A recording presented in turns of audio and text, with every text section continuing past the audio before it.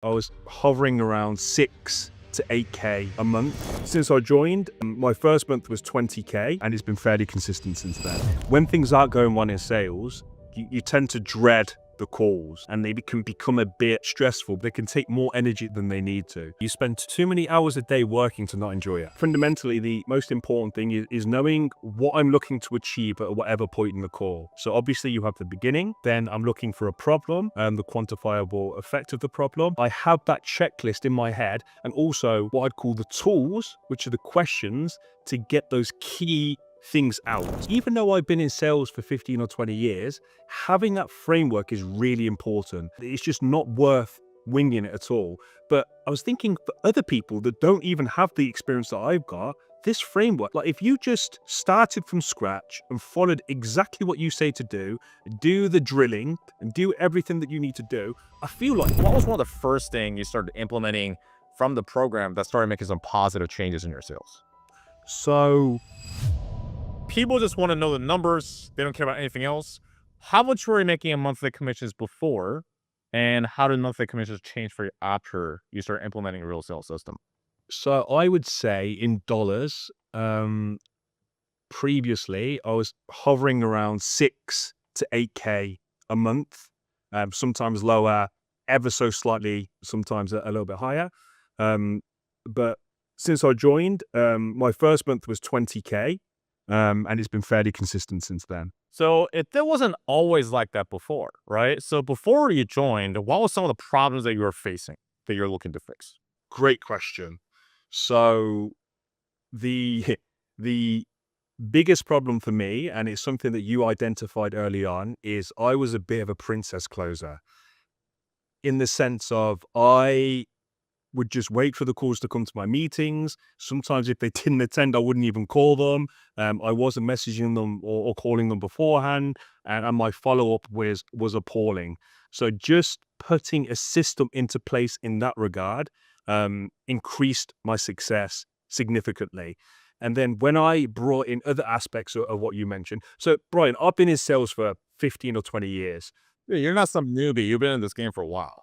100%. So I know a lot of stuff out there, but what really works well for me is having a framework in my mind on every call that I went through, the beats and the hits that I need to get to the end of to get to the end of the call, and what I needed to get it over the line. So just to reiterate, for me, a system in place for before the call, a brilliant system on the call, which is easily replicable wherever I go in future and is working great now, and then a follow-up system afterwards. Those three things were huge for me.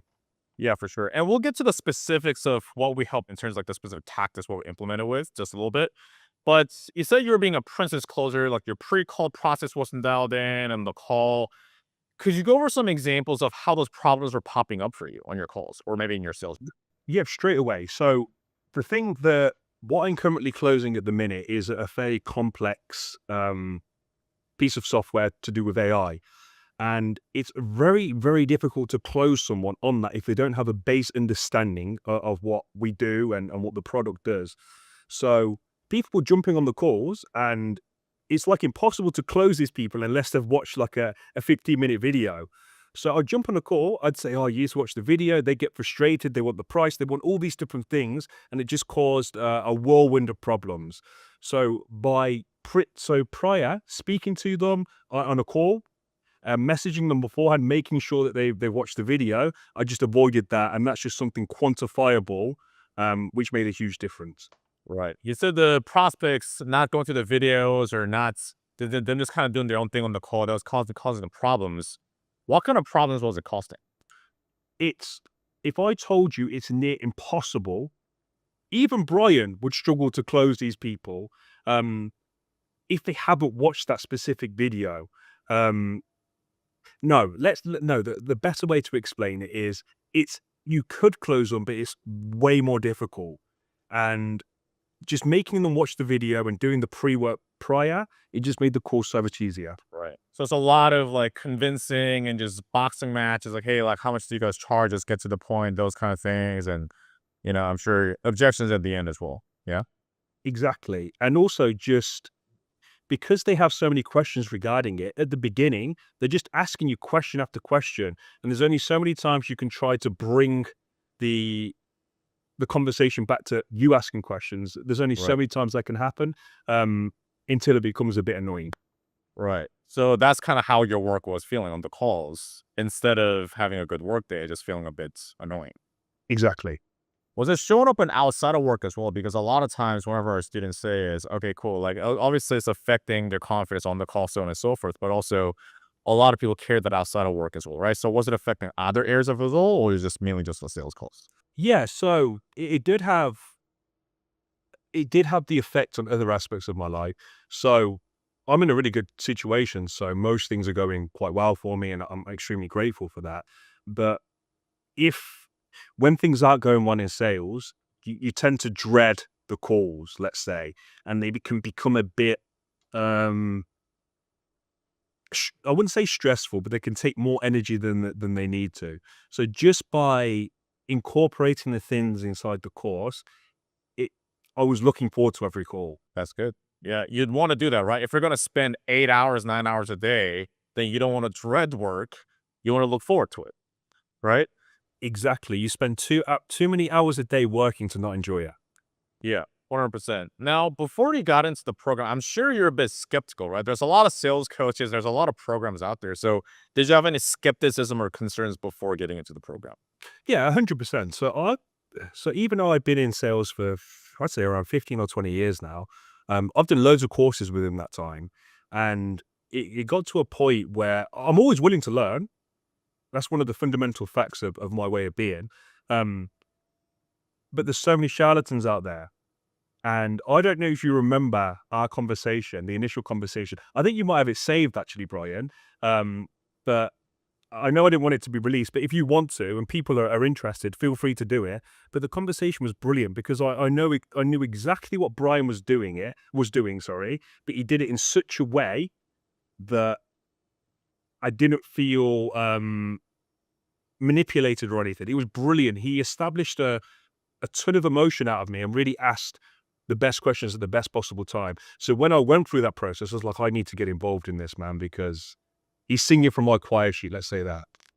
I do remember the conversation. And it was funny because in the beginning, you said something like, I'm a bit lazy. And in my mind, I'm like, Yeah, I you want do to take this remember. guy on. I was like having second thoughts. I'm like, but let me just keep talking to this guy. You know what I mean? So I did remember Yeah. that.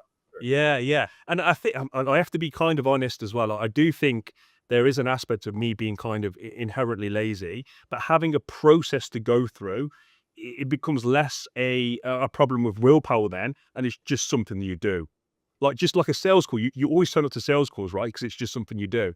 So now my process before and after the calls is just something I do. Yeah, 100%. So willpower and discipline are great to have. Have those for sure, but also it is finite, which means that it's going to run out. And when the discipline and the willpower runs out, what do you default into? We default into our normal process and our systems. And so if your system and your process is not good, then that's what you're going to default into, which is inevitably going to happen, right?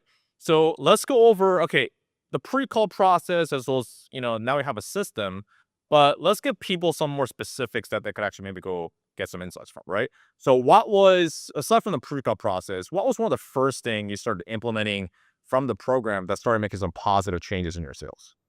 So the beginning part of the call is for me the most important. And having a framework and knowing exactly how you're going to structure the call to begin with not only takes pressure off, but it allows you to get them to open up and make the rest of the call really easy. So fundamentally, the most important thing is knowing what I'm looking to achieve at whatever point in the call. So in my head, I can actually run through it now. So obviously, you have the beginning. Then I'm looking for a problem and the quantifiable effect of the problem. I'm not going to go through all the different things here, but I have that checklist in my head and also what I'd call the tools, which are the questions to get those key things out. And it's a case of not allowing wishy-washy answers. And not moving on until you have that specific thing. But I don't want you to think it's extremely rigid with your system as well. It's a case of knowing what you need and then making sure you have them before you move on, but they can come at different points in the call. Yeah, 100%. So one of the common mistakes and problems that closers have is that, I mean, at that point, they've gone through a different sales program. So they have some sort of script and some sort of framework. The problem with that is either some people just completely wing it because they want to be their authentic selves. And now the call just goes haywire and their results become inconsistent.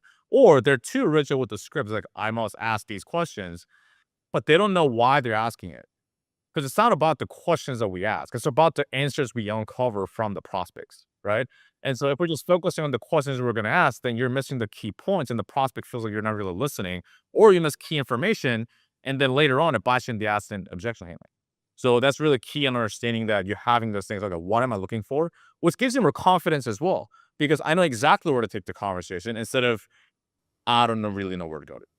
Mm.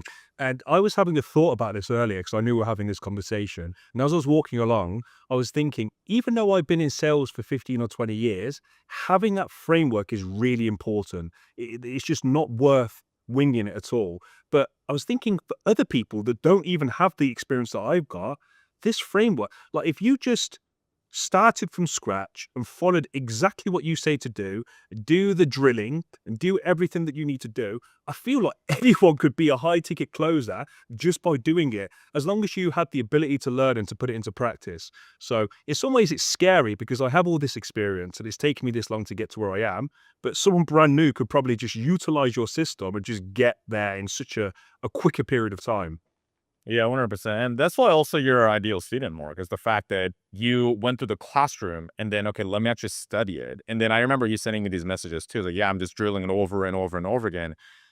That's where the magic happens because the framework, I mean, instead of a program, the framework is there. But also at the same time, it's not like one of those things where you watch it once. It's like, oh, like you almost instantly get it. I like to live in that ideal world, but it takes a lot of repetition, a lot of feedback, right? So you've been doing the work in terms, okay, let me just study it, let me understand it, let me practice over and over again. You've been implementing, and that's when you start seeing some positive changes. Exactly. And also it instills that confidence in you. So do you know I said I was excited to have the calls?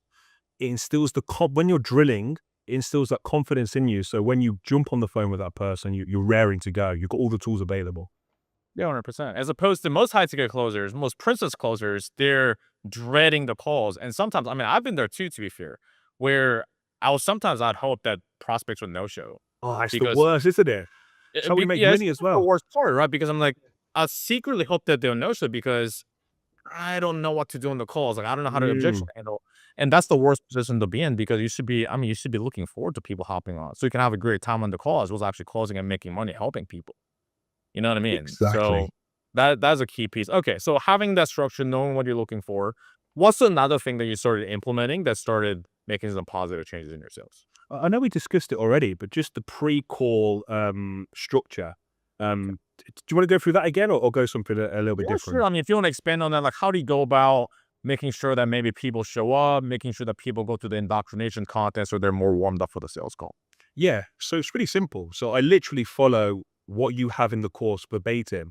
So I send an email saying basically what you've got there, and it's got the please watch these videos to make sure that our core is as effective as possible. I'm butchering what it actually is, but Yep. it's actually I use GHL, so it's insert a snippet, so it's saved. I could just bang it in there, change a few bits, date, time, name, whatever, subject line, send it across.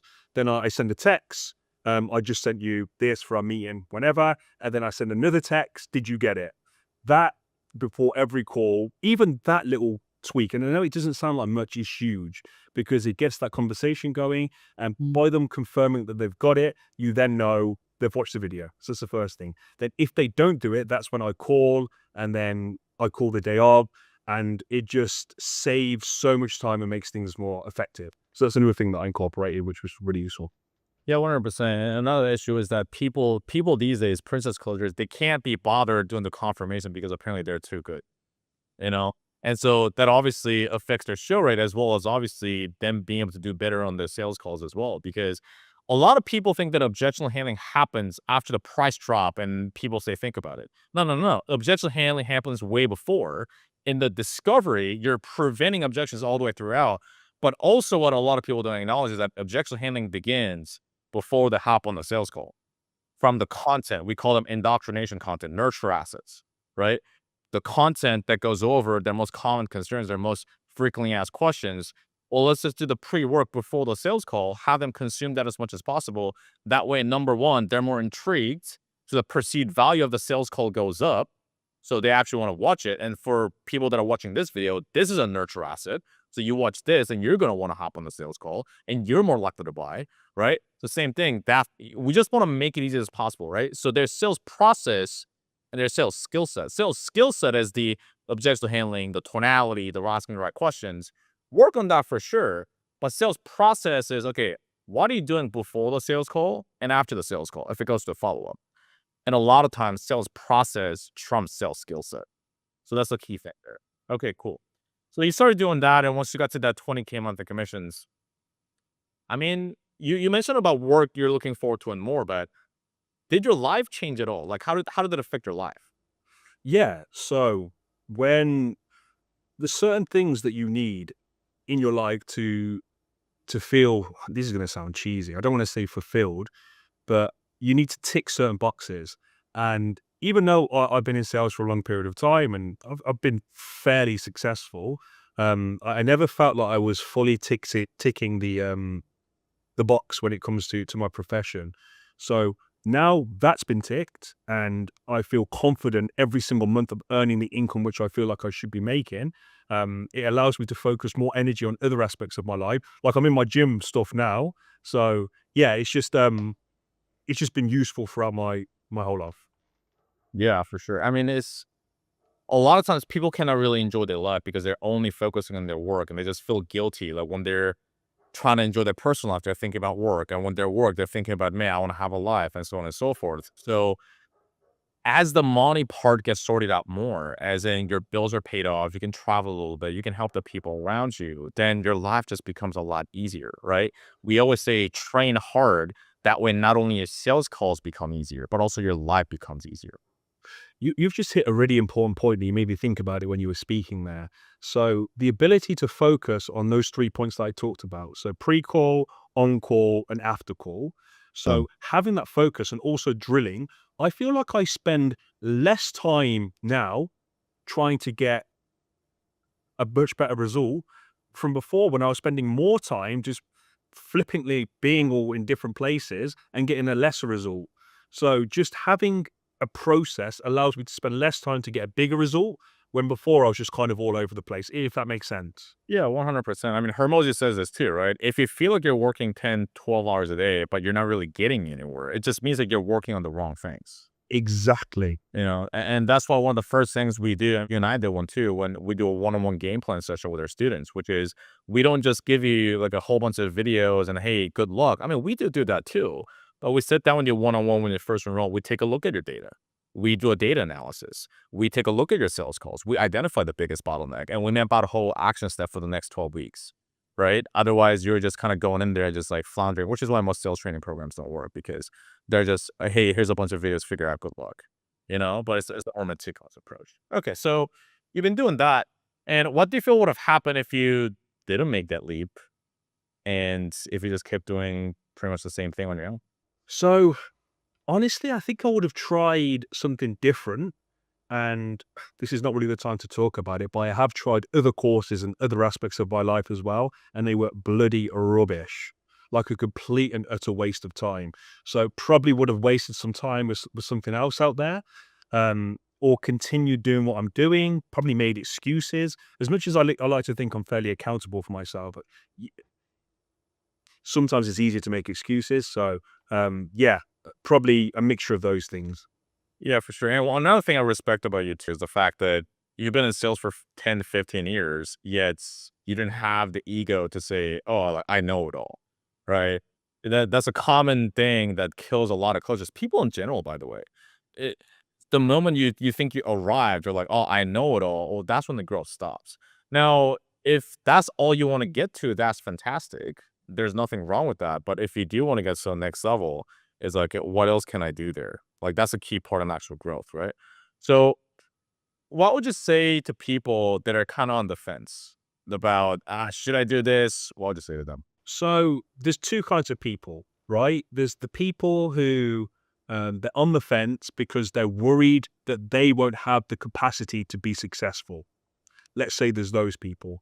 And what I'd say to those is if you are willing to put the work in, you turn up to the meetings every day, you go for the material, you drill, and you give your all to this, you will be way better than you were before.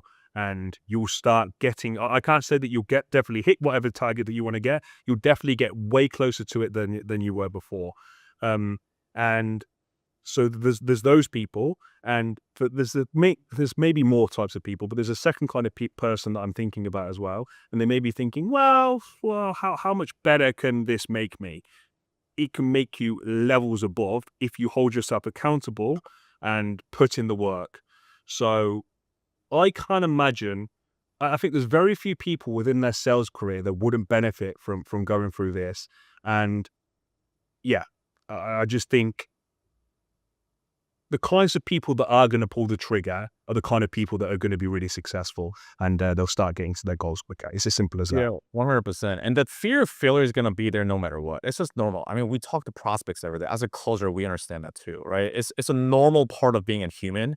However, like you mentioned, the people that succeed and make a change versus people just fall behind. It's not that the successful people are fearless. They're not psychopaths. They're not robots. It's just that they act and they get outside of the comfort zone despite of feeling fear. And that's called being courageous. And at the end of the day, I mean, what else is going to happen? You fall back up, you bruise your knees, you scrap your knees, you get back up and you do it all over again. Because what else are we going to do? Exactly. You know? And By the way, there's something you can say to your prospects as well, if they're afraid of failing, because it's true. One of the things which was really lucky for me is because I've been in sales for so long, hearing you on that call, I was like, oh, this guy's incredible. Like, I'm in really, really good hands. Like, this guy knows exactly how to elicit emotion from a prospect in a way which isn't forced, professional. And I don't want to be cheesy, but I don't want to call you a master as well, but you're really flipping good, right? So in my head, it's like, well, this guy is where I want to be, and I'm still working towards that goal. So it's a no-brainer. I think for people that don't understand sales as much, but they want to get better at it, I think it's going to be more difficult for them because they don't understand what you're doing.